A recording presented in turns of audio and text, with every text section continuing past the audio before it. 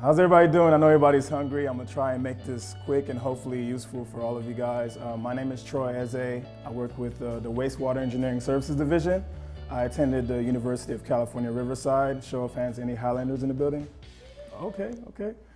All right, so I've been with sanitation for about a little over 3 years now. What I do with sanitation is the flow monitoring. We pretty much gauge all of the sewer network within our sewer system, and I check for flows to make sure pipes aren't exceeding their capacity. My greatest benefit of working with sanitation, of course, are the paid holidays. We have about 10 paid vacations, 10 paid holidays every year. Every time I make sure I remind my friends that I get Cesar Chavez Day off, because who gets Cesar Chavez Day off? So with that being said, I think the gentleman in the front raised a very good question. So other than GPAs, what other things do we look at for potential candidates? And that's what the resume workshop is for, letting you know what you could do to your resume to beef it up, to kind of show and sell yourself. Because when it comes to getting that first entry-level job, it's all about how you sell yourself to your potential employer. And hopefully, I know a lot of you guys might have resumes, but this will hopefully give you some tools and give you some pointers on how you could improve your resume. So I know you can't read the font, I'm gonna pretty much summarize all of the slides. So when it comes to your resume, the first thing you wanna start off with is a clear objective. Objective is pretty much a short targeted statement that clearly outlines your career direction. So what do you wanna do? It lets your employer know what you're looking for without essentially writing a whole paragraph. So a good example of this is basically saying, looking to obtain an entry-level position in the field of environmental engineering to apply my knowledge and skills and fundamentals of what I've learned in school in a professional working environment. This is a good example of how you can start off with an objective. It lets your employer know front and center exactly what you're pursuing and why. Next is all about word choice. When it comes to your resume, it's all about selling yourself, like I mentioned. You want to be sure to use a lot of action verbs. Don't sound too passive.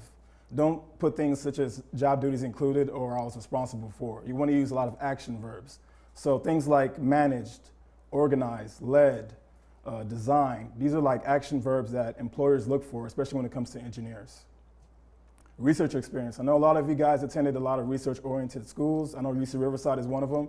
I myself, I did a lot of lab work in school, and I made sure to put that down on my resume. Let's say you don't have a lot of work experience, you can put your lab research down, what you've done, and tell your employer what your role was and how it was important and how it applies to what you're doing or what position you're seeking.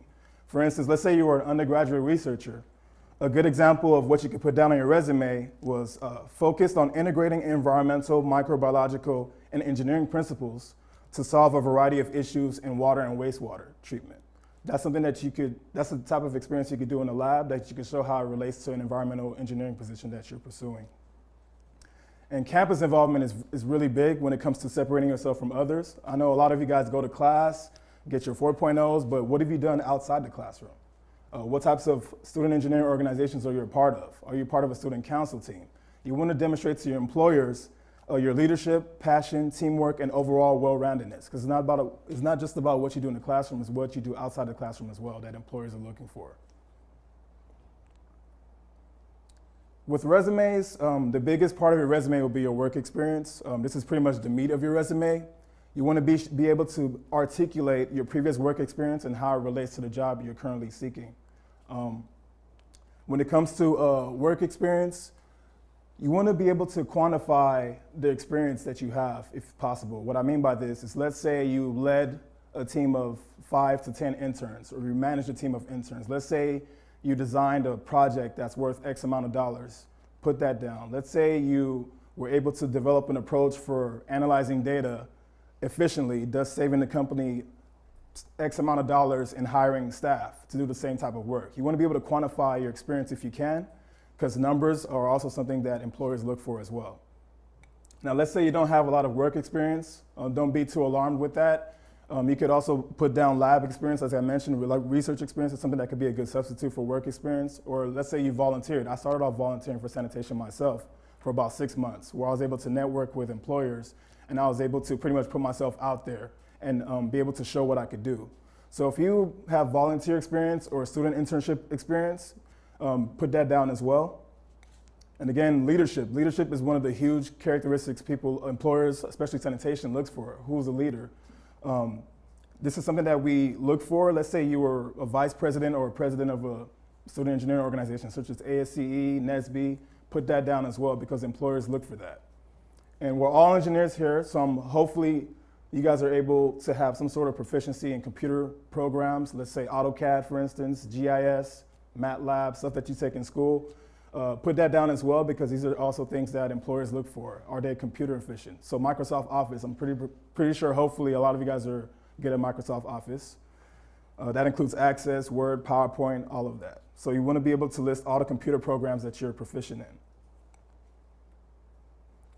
Coursework, of course. Let's say you're applying for an environmental engineering job, and let's say you took an upward division course in unit operations. That directly relates to what we do here with our treatment plants, understanding the process of how we take in wastewater and treat it. Put the relevant coursework down. You don't want to list your whole entire transcript, of course. You just want to list things that are relevant to the job that you're pursuing. And again, writing style, I can't stress writing style enough. Again, you want to make sure you have a very strong, well-written resume because you're competing with hundreds and hundreds of candidates like Doug mentioned. Again, activities, it's all about diversity. It's not just about going straight to class, getting an A and that's it. What are you doing outside the classroom? So if you're part of certain clubs that you feel like other candidates may not be a part of, for instance, let's say Toastmasters. Toastmasters is a club that helps improve your public speaking skills. Let's say you participated in a club like that. You could put that down on your resume to separate you from the pack because it lets your employer know that, oh, this person might have some experience in presenting. Because a lot of engineers is not just about going on the field, it's about also portraying information to managers. Let's say you have to make a presentation on what you did and like a progress updates or anything. A lot of it is being able to talk effectively and speak and interact with people. And last but not least, with resumes, it's all about format. You want to keep it clean, simple, use the same font throughout. You don't want to go crazy with styling, images, graphics. And most importantly, I know you are applying for entry-level jobs, so we don't expect you to have a wealth of experience. So we want to make sure that you limit your resume to 1 page. We don't want to see resumes that go 2-3 pages. So make sure everything is neat, organized, and in 1 page. That concludes my presentation.